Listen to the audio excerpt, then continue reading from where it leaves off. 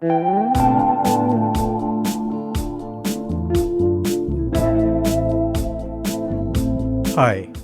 I'm Gregg Lefebvre, and this is The Compulsive Storyteller, a collection of short, personal stories about real events from my life that I can't help telling over and over again. Many of these stories prove the old adage that life can be stranger than fiction. I've decided to make a podcast where with each episode, I retell one of the best of these stories with music and sound. My therapist thinks that maybe in this way, I'll be able to stop compulsively retelling my stories. Well, we'll see about that.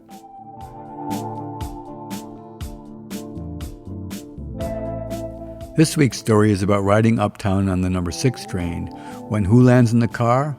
Killer Bee, one of New York's most aggressive subway panhandlers.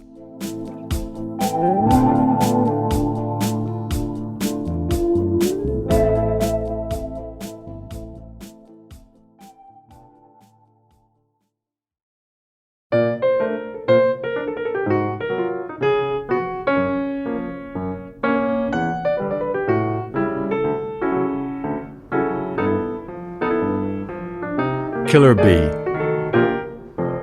A while back, the New York Times did a piece on the 4 most aggressive subway panhandlers. The only one I remembered was called Killer Bee.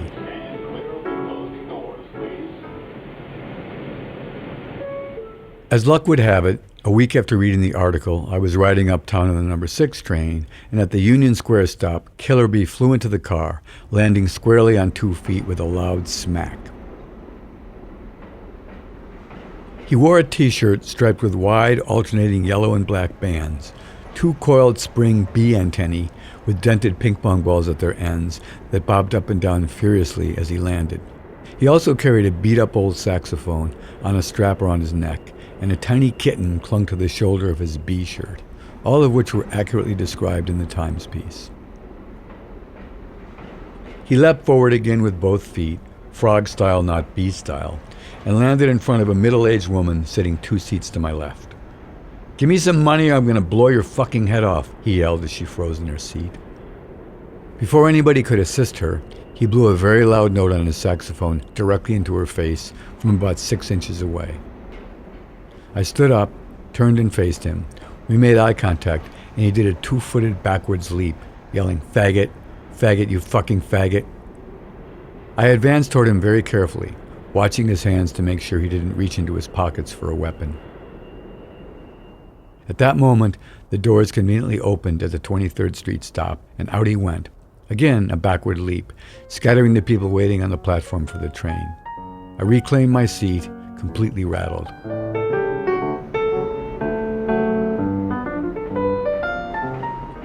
Sitting to my immediate left was a well-dressed businessman, dark blue pinstripe suit and tie.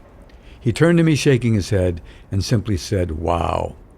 The rest of the train was watching, and a few people nodded their approval. He and I chatted back and forth about what had just happened, along with the woes of the transit system and the general sad state of the world. Then he leaned in close and whispered, "You know, both the Kennedy brothers are still alive." I laughed and said, "Good one. I almost took you seriously." "I'm totally serious," he said. "I know from personal experience that both Jack and Bobby are still very much alive." We made eye contact, allowing me to ascertain that he was in fact totally serious. The subway doors had just opened, so I jumped up and out of the car at 34th Street, just as the doors were closing. Facing forward, of course. What are the chances of running into 2 people, each acting out their own wacko fantasy, back to back on the same uptown train? Only in New York.